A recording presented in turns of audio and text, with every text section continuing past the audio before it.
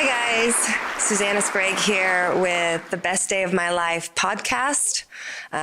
This week we are celebrating Miss Candice Barr. She's my awesome guest. This is her studio. This is her space. This is her baby. This is her production company. And it was really, really important to me to have her on as a guest.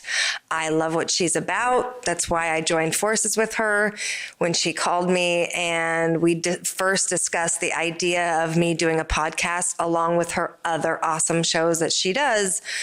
You know, I couldn't say no just because of her, you know. I'm sure podcasts get done all the time. I maybe could have done one by myself at home. Wasn't the point. The point was her and her energy and her, what she brings to the table is unparalleled. So it's important for me to honor that, to have her here. I want to pick her brain. I think you guys are going to think she's amazing, so smart, so talented, just a total boss in every area of her life. And I just want to share that with you guys and share that, the space with you and just say thank you. First, say thank you. Thank you for all the really kind words. Yes. yes. To have you at my house in the morning when I get up. Yeah, I'll be right there. Motivational speaker. Yeah, absolutely. Holding up cards saying, you got this, Candice. You're amazing. Yep. Well, I think we all need someone like that in our life. So thank you for having me on your show, because it's very rare that I'm on the other side of the chair or the couch or whatever. So I'm happy to be here. I know you're usually the one asking the question. Yes, I am. Yeah. You have your own podcast. I do. Well, we have two now. So we have Luxe That's right, which we've had for several years. Mm-hmm. And then we have No Holds Barred, which is a very different show than Luxe Life.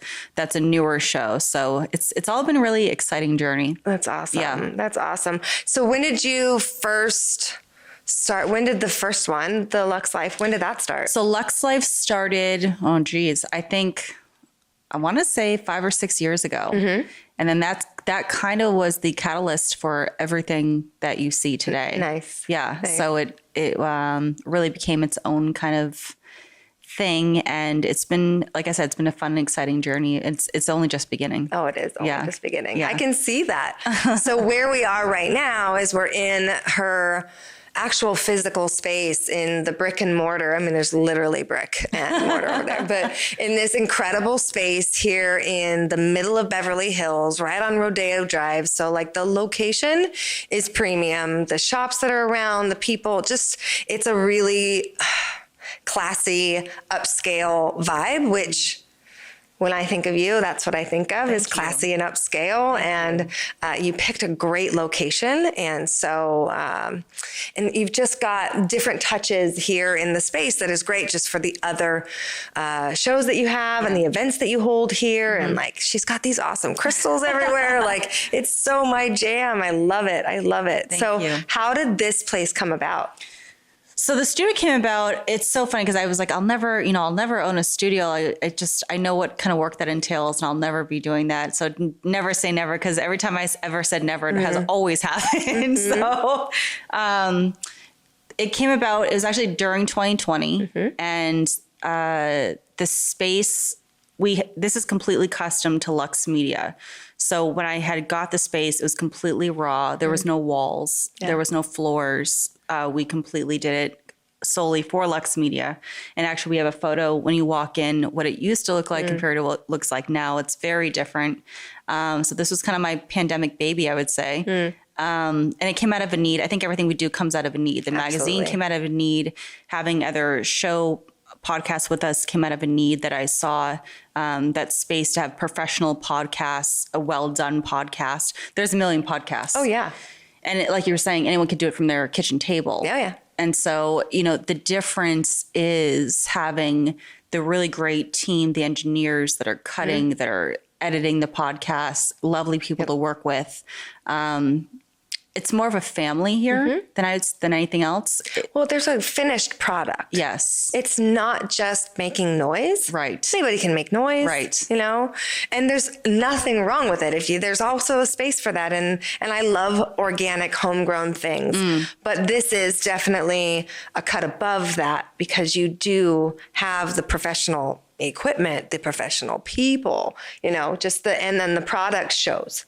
So I've only done a couple of episodes so far, but it's absolutely done, from start to finish, from the moment I get here till it's, put up on the app or put up on YouTube. The whole process is seamless and really professional. Thank you. It really shows. That's really where it came from, because what I was seeing from, because there are a couple other podcast companies.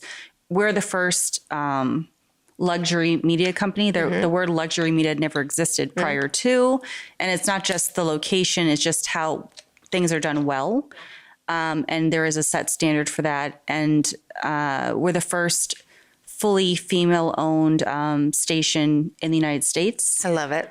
There are other stations that female are investors in, but this is one that even Oprah doesn't even own her station. Wow.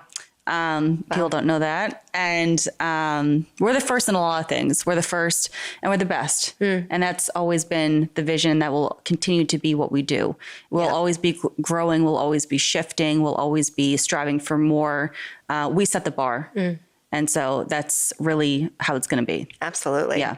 Yeah. I'd love to get into like your beginnings and kind of what led you here, because there's a lot of women entrepreneurs, or at least women that want to be entrepreneurs, or maybe they're mompreneurs, or they're, working sales jobs and they'd love to work for themselves.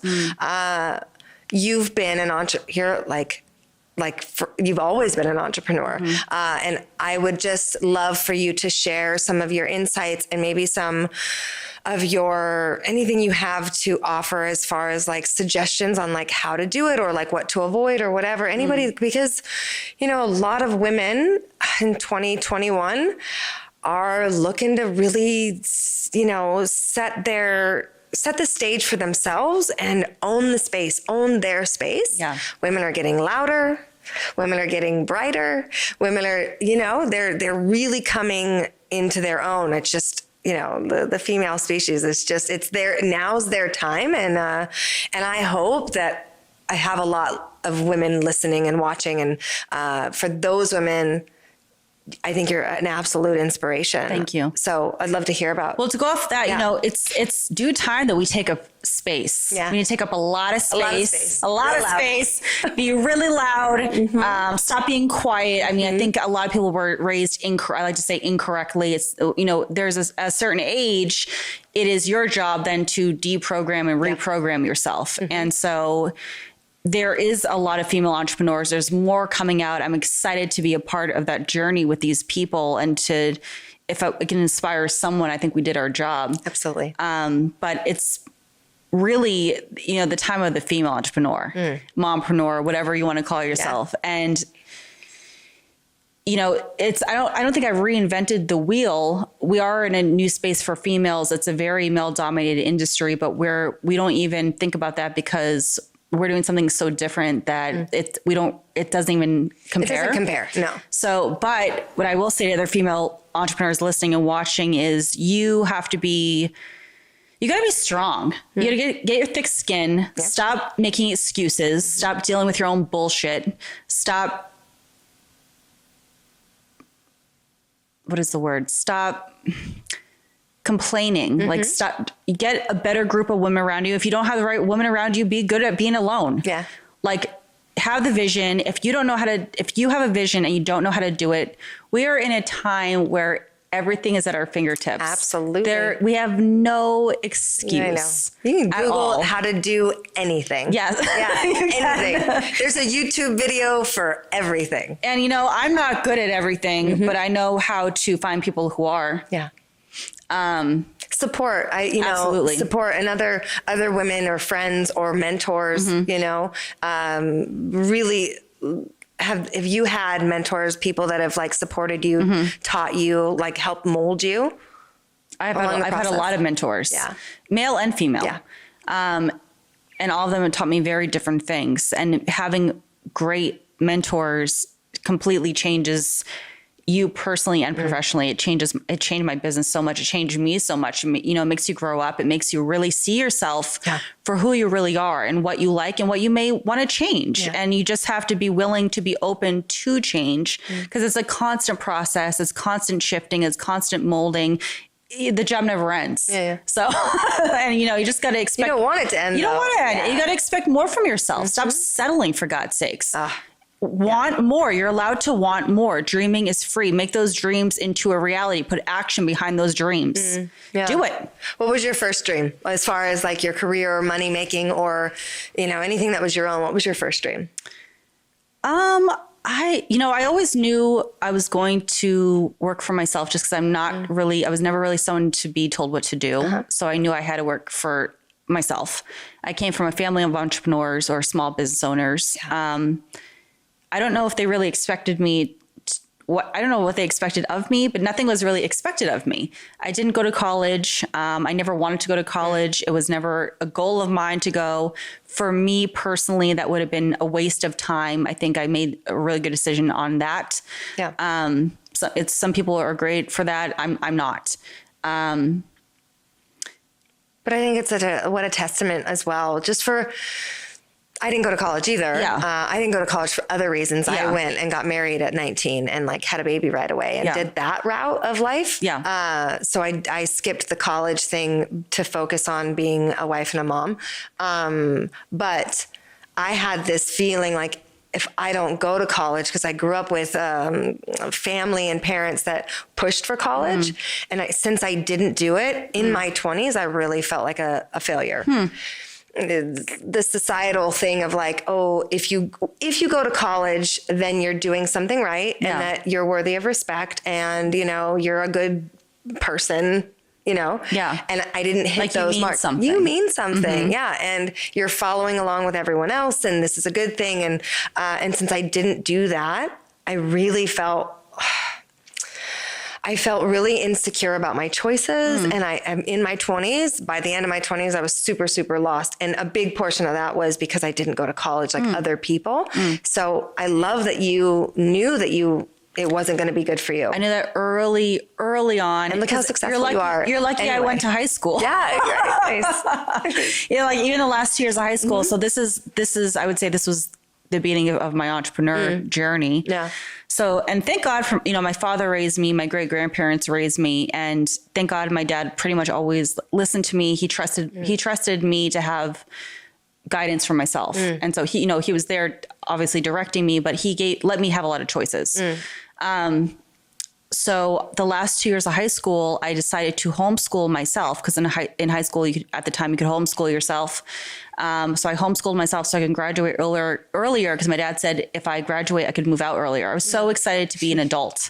So I graduated 2 years earlier than my peers, and I got to move out and I got a full-time job because I wanted to make money right away. So I was just always, I remember, you know, I think people when they're younger, they show you who they're going to be. I remember making my father, who was also a small business owner, make him leave work, come pick me up at high school, like in the middle of school, so I could go open up my own bank account. But I needed his signature. So that's why he needed to do that. So otherwise you would have just did it yourself. And like, I remember just always like at the time it was like, you know, receipts of deposit, like just always, I wanted to be an adult so quickly. I'm like, I got this. I know how to do this. So, you know, there's definitely learning lessons along the way for sure. There was a lot. Well, what was your first business? First business was, you know, me and my boyfriend, who then became my first ex-husband, owned, you know, those kiosks in the mall.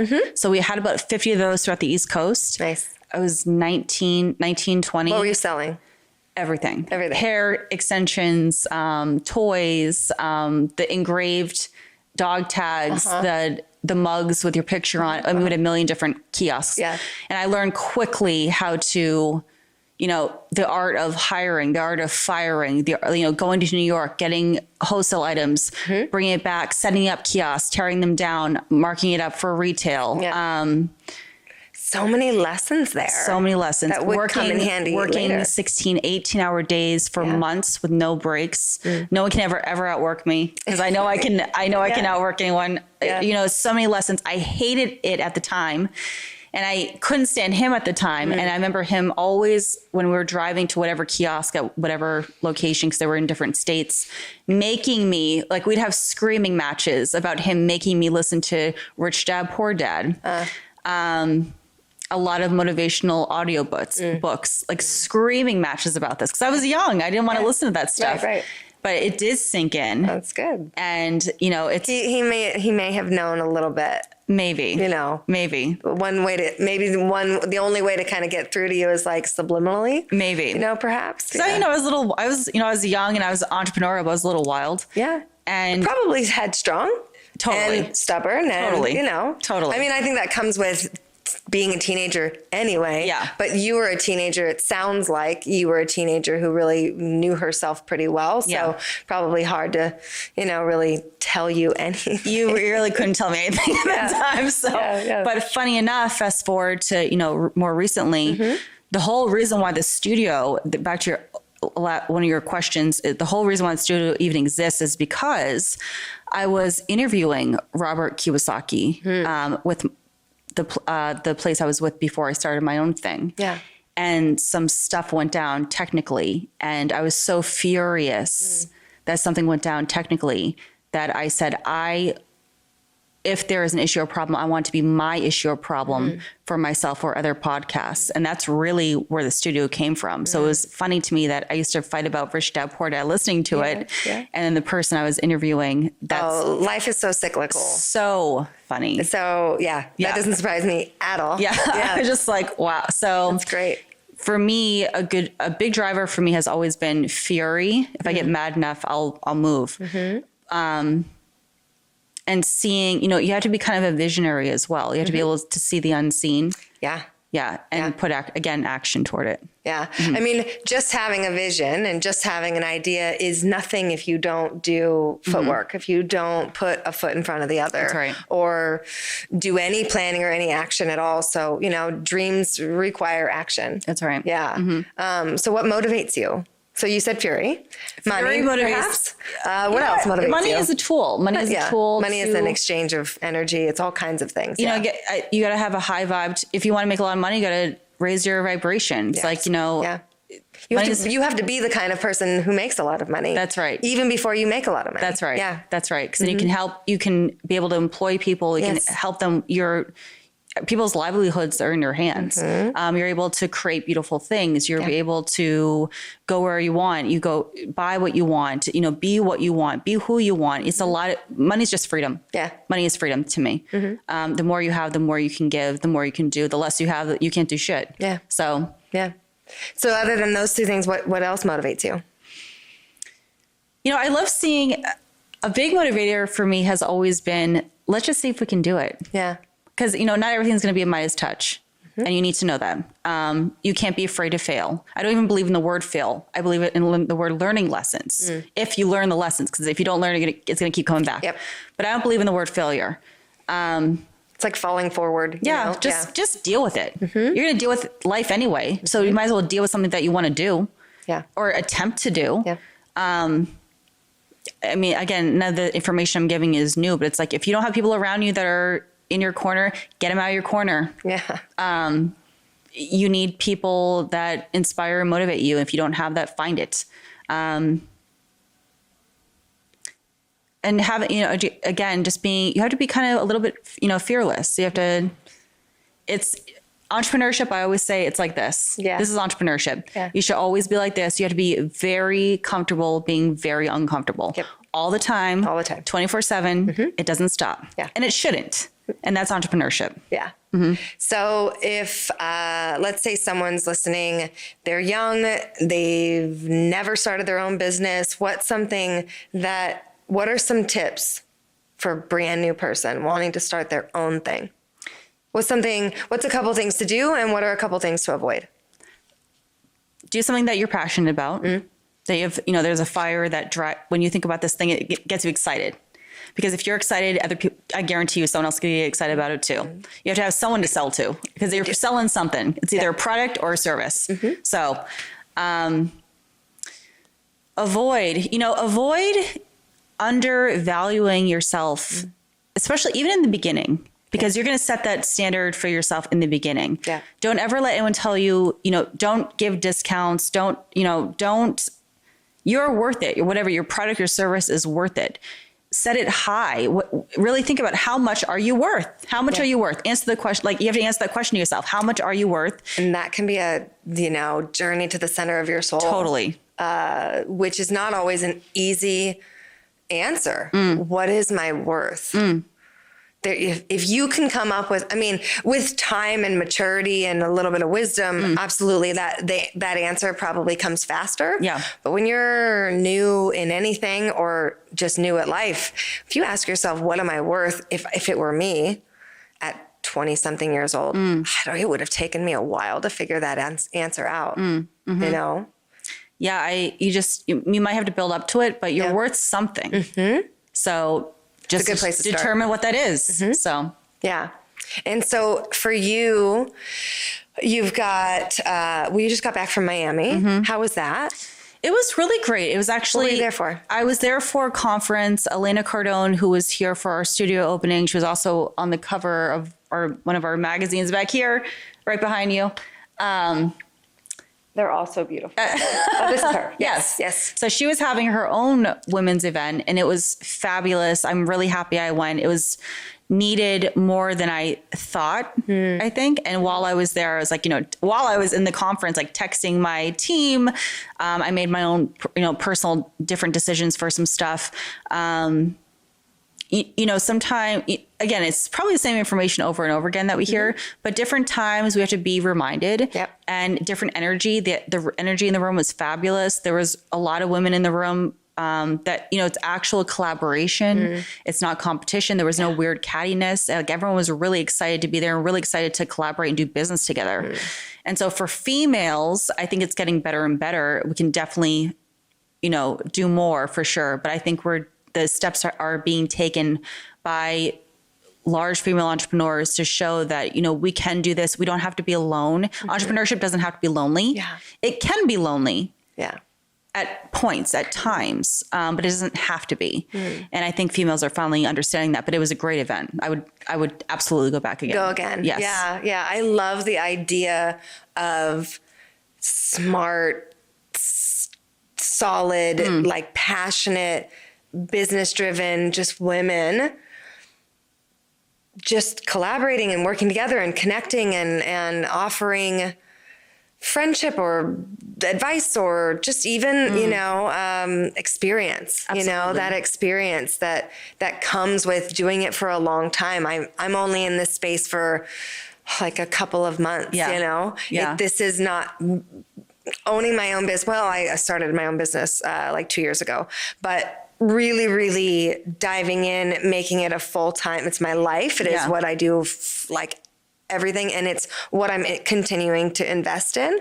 That's only probably the last 6-7 months. So I'm very new to this lifestyle, this space, all of it. And I have been met with incredibly supportive energy, men and women, strangers, people I know, family, friends. So I know that's when I know I'm on the right track is when there's no resistance and the universe is like, here, let me support you with this and this person and this person, this person. But I really love networking events of women that you can learn from. I always want to learn from the people around you. Yes. And it's really refreshing to hear people's actual life story because it's never, especially entrepreneurship, it's never a smooth ride ever. The end result is exactly that's the end result that you see. That's that person shined and polished. Yeah. They weren't always shined and polished. No, they were messy. It was a rocky road. Yeah. And it's been my experience, the more successful someone is, the more shit they have went through. And it's usually, it starts from childhood. It's usually a wild ride from childhood, to young adult to adult, and then figuring out as they went along and, things that they felt were no longer acceptable in their life, getting that out of their life. There was one woman there, she's a powerhouse. Her name is Stormy.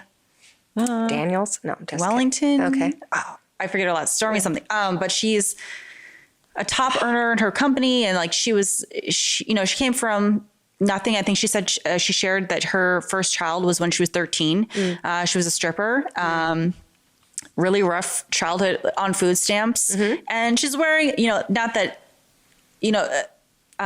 things don't make you happy, but she's wearing 35 karat rocks on each hand. Like she's doing great. She's driving a Rolls Royce. Like she's doing great. Yeah. And you can see she's actually at a place in her life. Happiness exudes from this person. You can see it. You can feel it. The energy is there. I mean, there was just women like that sharing their stories, all completely different stories, all from completely different backgrounds. Yeah. And all in the same space together. Yes. I love it. And all in very different industries, very different businesses, all of them coming from a space where in the beginning when they started, they had no idea what they're doing, but they decided to try it anyway. Yeah. So. Yeah. So, success or evolution is not linear anyway. So there's a lot of forward, backwards, up, down. Like, life is not really linear and time and all of that. But, I was on food stamps.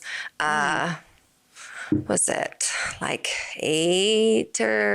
probably like nine and a half, 10, almost 10 years ago. Wow.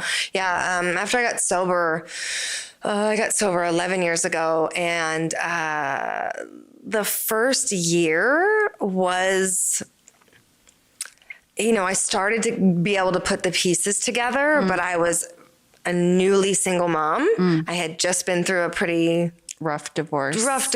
And, we were pretty good with the custody part, but, I met him when I was 19. So I had never lived on my own. I'd never had my own apartment. I had never been by myself. I'd been with mom and then husband. Right. And then at 27, it was like, here you go. Now you got to go be an adult. And I had no work experience.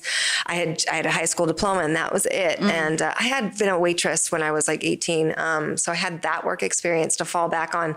But it really, live in Los Angeles, it doesn't really cut it to be a waitress. Right. I was a barista at a cafe. Like, I was working multiple jobs and it's like selling Herbalife. Like I was trying to do anything that I could to stay afloat, but food stamps, no shame. Like I needed them, my mom paid my rent. I was on food stamps and I was like trying to earn some kind of income. I had some child support, but really it was like, I was renting a room out of somebody's house just to survive, and it probably wasn't, the life that you were looking for. No, but it probably taught you. Oh, tons. And I don't like the word humbling. I don't think people need. No, but the character building. I don't think people need to be humbled. Yeah. But character building for sure. Absolutely. Because you went through that. Oh yeah. So you can go through anything. Oh yeah. Yeah. Oh, that was just another era of loss and rebuilding. I've had a few of those stages in my life where everything I thought I knew or everything I thought I had was stripped away, and I'm forced to be a phoenix, and come rise out of the ashes. Like, okay. And I've done that multiple times. So you could drop me. You can go through anything. Anywhere on the planet. Can do it. And I will figure it out. Yeah. I will survive. I will make some friends. I'll make some money. I'll do this. I'll do that. And I will rebuild my life. So that to me is like not scary. Yeah. At all. But I'm always like, when I hear stories of that, like the woman, being a stripper, I mean, and having kids and the whole, like, being on food stamps and just struggling, I have a lot of love for anybody, man or woman, that has to go through that. Right. Whether it's their choice or not, like it's not easy, but when you build your character and you evolve from that and you like then become, a bigger, better, stronger, more polished version of yourself, then it was absolutely for your best good, your highest good. Things are momentarily like you're going through something. It may not be your ideal vision for yourself, but this is for the moment if you allow it. Yep. So things are only of what you allow. Some are learning lessons for later and greater. Yeah, so absolutely. So you're very busy and you're all over the place and you're traveling and you're running a company, not just businesses, but a company with employees and like the whole thing, right? So you're very busy. How do you, in your very busy life, find time to just take care of yourself? Moments. So, because I don't believe in the word balance either. I don't think that's a real thing. And I think people strive. I never actually strive for balance anyway. That's not part of my character. Moments like when when I go home, I do have a way that I like to go to sleep, and that's when I'm traveling or home. Like I like to, my self-care is like putting lilac aromatherapy in an aromatherapy thing, or put it on my pillow, and then certain music I like to listen to, of course, I think these are really basic things, but people don't always do it. It's like, make sure you wash your face and moisturize, make sure you're brushing your teeth and flossing, and the lotion on the hands. I like to put Vicks on my feet. Yeah. There's certain things that I need to happen for my self-care stuff. So I do find moments if I'm traveling, as I was just in Miami, I went to eat a massage. I do take care of I need to take care of myself for things to function the way that they do. Yeah, absolutely. Yeah. Absolutely.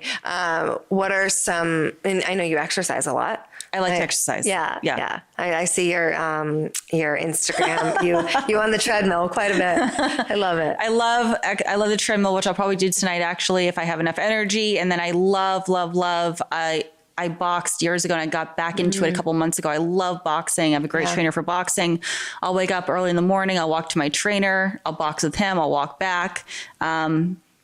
If it's important to you, you'll make it happen. Absolutely. Absolutely. You'll always make time for things that you want, Yep. And sometimes it can be, there's priorities, and you don't have kids so that you can focus on, there's women that have kids, and it's like, they are very time consuming. They're very draining. And as far as self-care, it's a lot of juggling of your schedule, because to me, it's like your pie doesn't get any bigger. It's just your slices get smaller. So,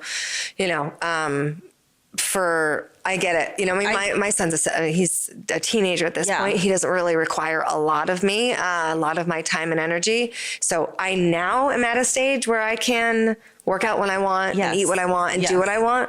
But, and that's also creates space for me to be creative as well, So I really, for the moms that watch and listen, carving out even 5 or 10 minutes, make your nighttime routine. I love the nighttime routine idea. That's something you can control. Kids, no kids, husband, no husband. You can always make sure that you're the 10 minutes before you go to bed, or if you can extend it, but even 10 minutes. Just create something that's yours, that makes you feel like the last 10 minutes of my day are only mine. Right. Those are for me. I'm doing this hell or high water. This is the one thing I'm doing for myself. Yes. If that's all you can get. Yes. I have I think almost all my girlfriends have at least 2 or 3 kids, and they're entrepreneurs, and I have no idea how you guys do it, because it looks exhausting. That's amazing. I just don't. More than one kid, it looks exhausting to me. I don't know how you guys do it. I think that's such an accomplishment. I don't have any idea how that's done. Yeah. I can't even imagine. Yeah. But again, if it's important to you, you can do it. So you'll figure it out, just like you'll figure anything else out. Yeah. So how do you find time for love and romance and that portion of your life? So I've been with someone for the last 5 years. Oh, okay. Yeah, people just don't, they may or may not know that. I don't post my personal stuff really on social media. So I keep that out of. I think I remember talking to you about it a couple of years ago. I don't remember how it came up, but I think I had an idea, but I didn't know how serious, just because you've got a lot on your plate. I can see where your priorities are.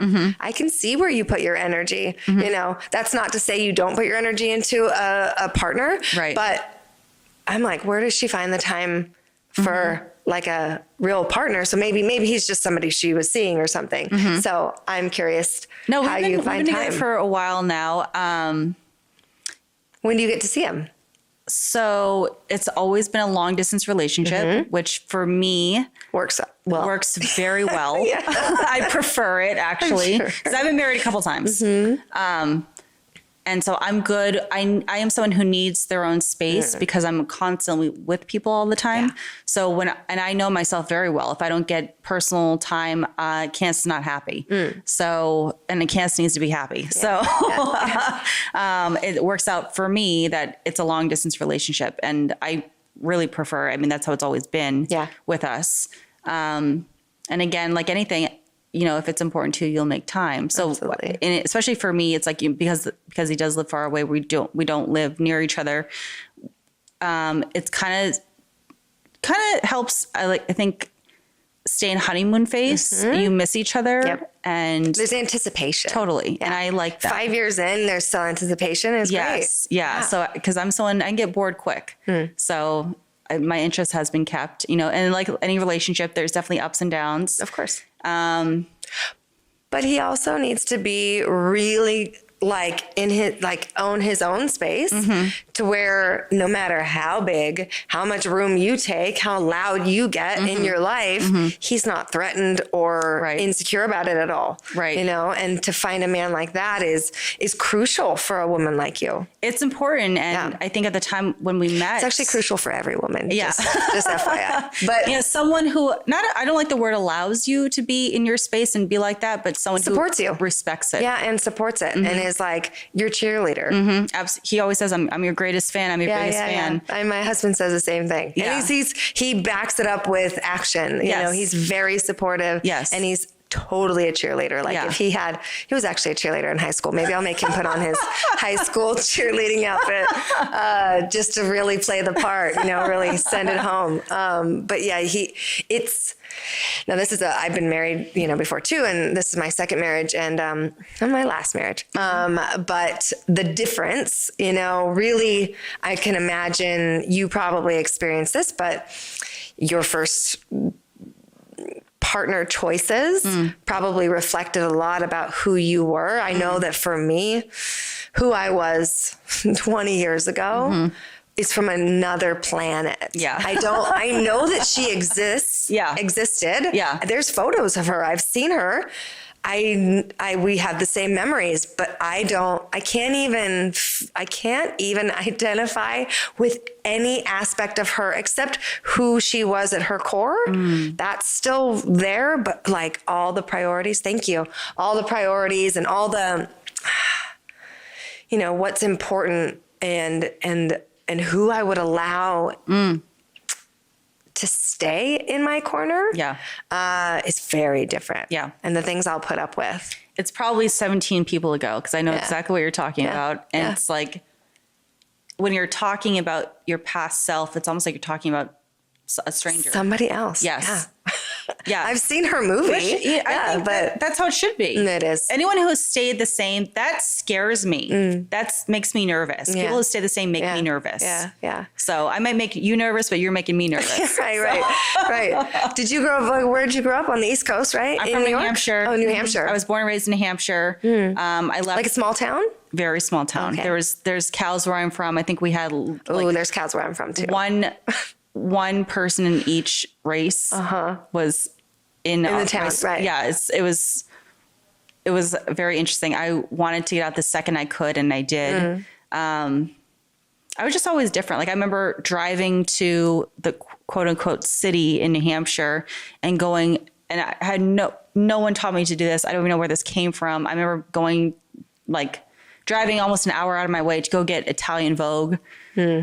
People weren't doing that in my school. Like people weren't, like I was wearing like red leather pants at 16 to high school. Like people were wearing like Patagonia. Like it just wasn't like that. Yeah. I wanted to go, I thought I was going to New York because that's where my dad's side of the family was from. And I've been to New York several times. But when I moved to California, the day I moved to California or Los Angeles, I had never visited prior to. I went with one suitcase and $600, and that's how I came here. Yeah. So it's interesting because a lot of East Coast people don't feel at home here.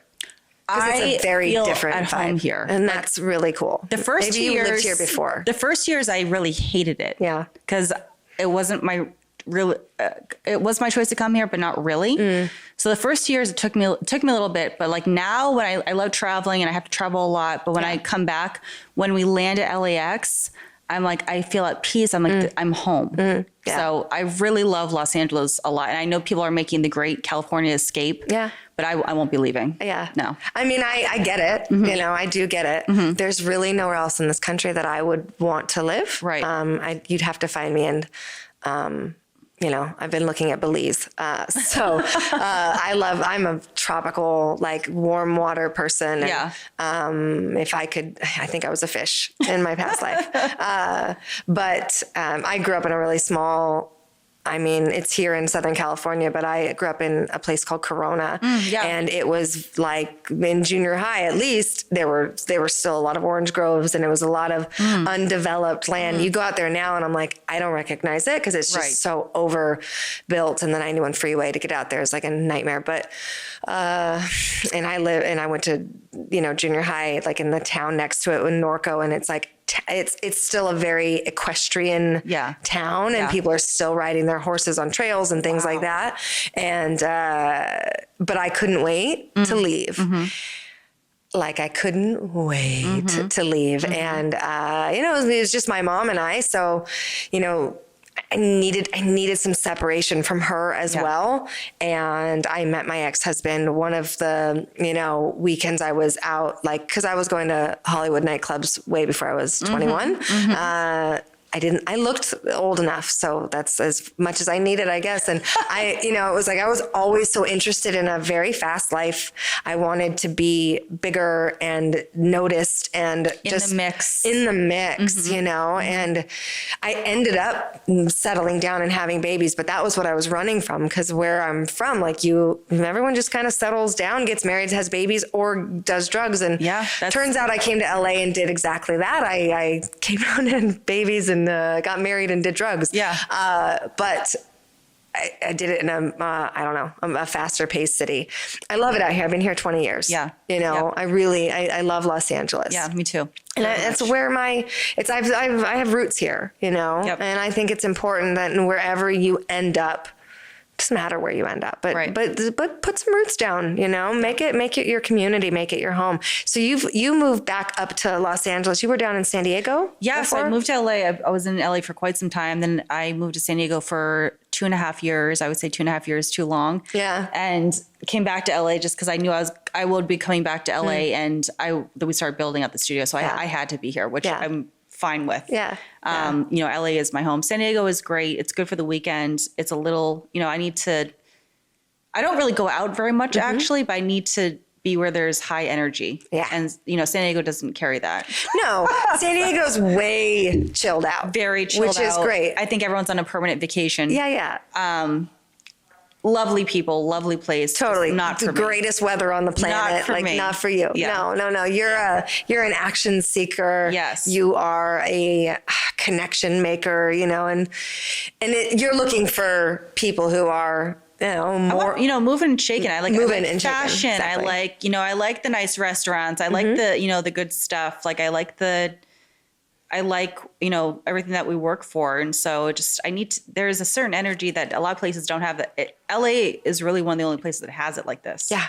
So there's everything here. We have everything here. And I still haven't been, you know, there's constantly new restaurants. There's constantly new stuff popping up, closing down, popping up. I still haven't been to everything. I sometimes drive places. I'm like, I've never driven on this. How have I never driven here? There's just, you know, in the valley, like all over the place. I'm like, how is this possible? I mean, we have everything.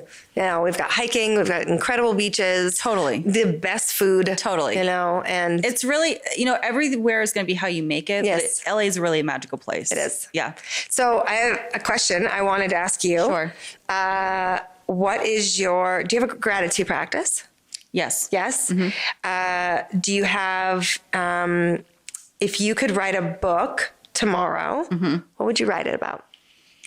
That's a good question. You had to be like the 7th person this week to ask me if I'm writing a book. Maybe listen, you guys can purchase her next book. I thought about it quite a bit. Yeah. I just can't see myself. And I know there's ghostwriters. We have a publishing side of the Luxe Media that we do publish other people's books. Yeah. What would the first book be about? Because I have a feeling you could probably write a stack of books. I don't know. I feel like, Fiction, nonfiction? It'd be a mixture of manifestation mixed with business. Because that's how. Like a how-to? Maybe. I've thought of, I don't even know where I'd begin with that. Yeah. But it'd probably be something like that. It's like how to be able to manipulate, I guess the word is manipulate energy to your favor, or hone your skills. Yeah. Everyone has a certain level of attraction, whether you realize it or not, that, using your mind, mind's very powerful, to get what you want. Yeah. Yeah, I love that. I think you'd probably sell a lot of copies. I think there's plenty of people that would love to try your way, whatever that way is. One of my favorite questions. If you could go back to your 18-year-old self and give her some advice, what would it be? Good question.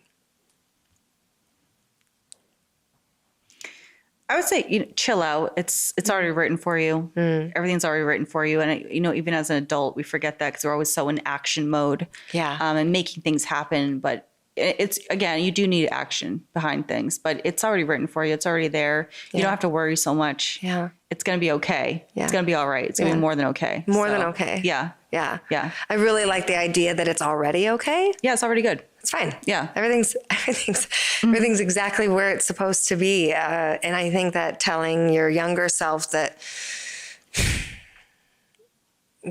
to not get caught up in the distractions and just be assured, and be certain about where you're at. I really love the idea of certainty. I love that word. I think the sooner you understand that, the better off you'll be. Yes. So worrying is going to get you nowhere at all. It's just going to make things worse. Yeah. So just make things better, faster. Well, control the controllables. Yeah. And I let go of everything else, and the controllables are like the work that you do and the steps that you take and the actions like we were just talking about.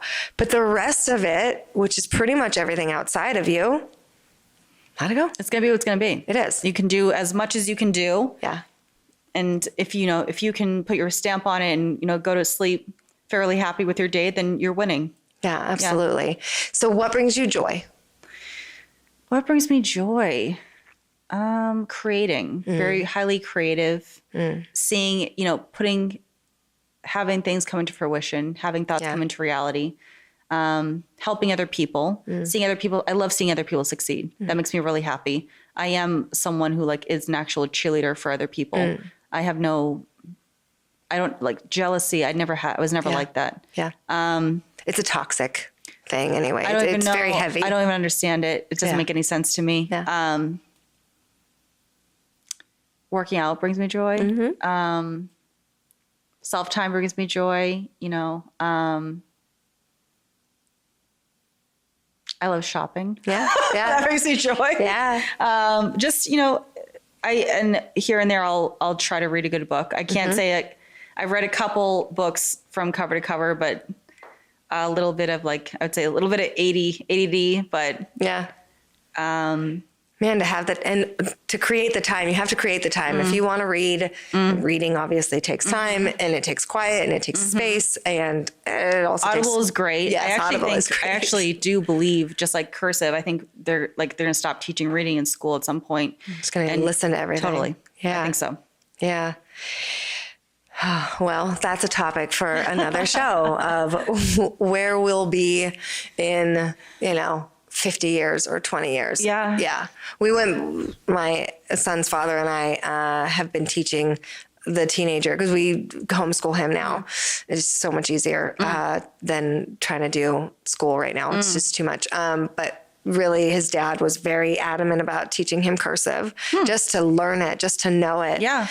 There is something artistic and creative about it. And it's a lost art. I agree. And actually my cursive, my penmanship normally is worse than a doctor. You can't. I can read it, but nobody else. It's like Sanskrit. Yeah. My cursive is great. Okay, there you go. Yeah, you can read it, but it's funny. I agree. I think there's some things that is a whole nother topic of where the world's going, because there's a lot of ideas on that. Yeah. Well, I'll have to have you back on too. And we can talk about conspiracies and some other, not even conspiracies, just like facts of like where things are and where we're headed. But and definitely we'll put a pin in that topic. I'd love to pick your brain even about that. You know, this show for me, and I really like the lightheartedness, and I mean, these are meaningful, purposeful topics, and I love picking, people's brains about what brings them joy, because that's a focus of mine. I'm very certain about that's what I like to bring out in people. So I love discussing it. Yeah. But I also, love discussing like the shadow sides of life, because it's there to balance it all out. So next time we'll talk about that, but just really want to thank you for joining me, and thank you for this opportunity. You guys, I not everybody gets the opportunity to have their own show, to have it produced so well, have it look so good. And you came to me, and I am so grateful that you did. I'm grateful I said yes. And I love this space and being a part of your little created community here at Luxe Media. Thank you. Is there anything you want to plug? Your 2 shows? My 2 shows, I mean, you can definitely listen to it on the Luxe TV app. I definitely would advise everyone to go to Luxe TV app, where they can find your show as well, and all the other shows with us. And just, watch out for Luxe Media Studios, because there's a lot of newness. There's a lot of new things, upgraded things happening. We are not only, again, like I said before, the first luxury multimedia station, but we are setting the bar for everything. So there's a lot of really cool things happening, like ASAP. I love it. And we're very happy to have you a part of the Luxe Media family, because your show has been such an asset. Yeah. You have a lot of listeners and viewers immediately. Thank you. And you're doing quite well. Yeah. So we're very happy with you and very proud of you, and just, happy to be on this journey with you. Yeah, thank you. Yeah. Again, like I said, when there's no resistance and things just fall into place, that tells me, that's just my gauge. I'm like, am I on the right track? I am? Perfect. We'll just go with it. I have no idea the outcome. I don't care about the outcome. Right. I'm really enjoying the journey, and I get to hold space with really awesome people. Thank you. And how cool is that? Not everybody gets to do that. So thank you again. Thank you. I'll see you guys next week. This is Susannah Sprague, Candice Barr. Thank you so much. This is the Best Day of My Life podcast, and thank you for listening. Catch us next week. Bye guys. Glutathione is a big word. It's the body's own master antioxidant. It's a scavenger for free radical, bacteria, and viruses. There are no products in the market with the ingredient NASET. NASET increases the production of glutathione that's in our body already to strengthen and enhance our immune system, elevate sense of well-being, support muscle strength and endurance, cognitive function, and liver support. It helps with increased energy and blood sugar regulation. Get your bottle of GSH Plus from www.salvationnutra.com.